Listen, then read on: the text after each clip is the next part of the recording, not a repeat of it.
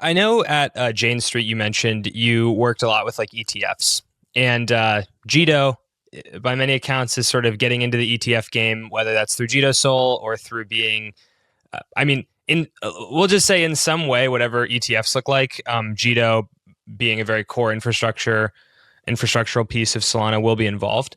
Um, but there's also this new thing that's hot and sexy in crypto land, which is the MicroStrategy play, which is, hey, if investors want a regulated wrapper to get exposure to the price of crypto, instead of doing the ETF thing, why not just have like a company that does something else, but then the whole treasury owns a bunch of Bitcoin or Solana or whatever it is. And I mean, notably on Solana, we've seen some really well capitalized examples of this. So I'm just curious to get your takes on ETFs versus the MicroStrategy spinoffs.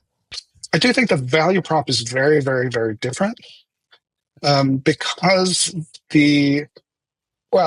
and look, I'm not an expert on this, but the way that I understand, the value prop for these kind of leveraged Solana plays is they are raising debt. They're using that debt to buy Solana with the intent to, as the value of the treasury grows, it allows them to raise more debt, which allows them to buy more Solana.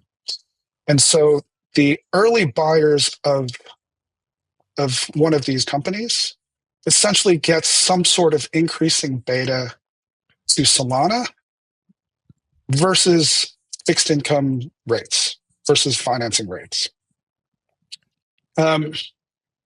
Which looks a lot to me like kind of a leveraged Solana play.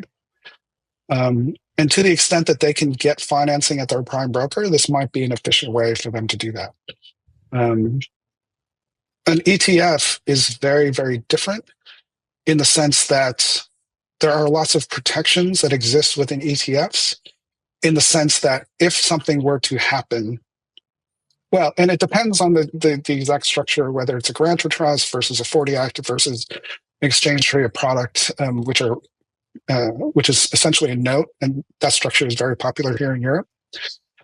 In the sense that, like, ultimately, if you were buying an ETF, you were holding a claim to Solana that can never go below the value of Solana.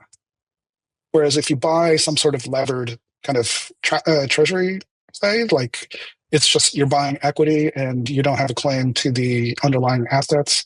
And in fact, equity holders are going to be junior to the bond holders.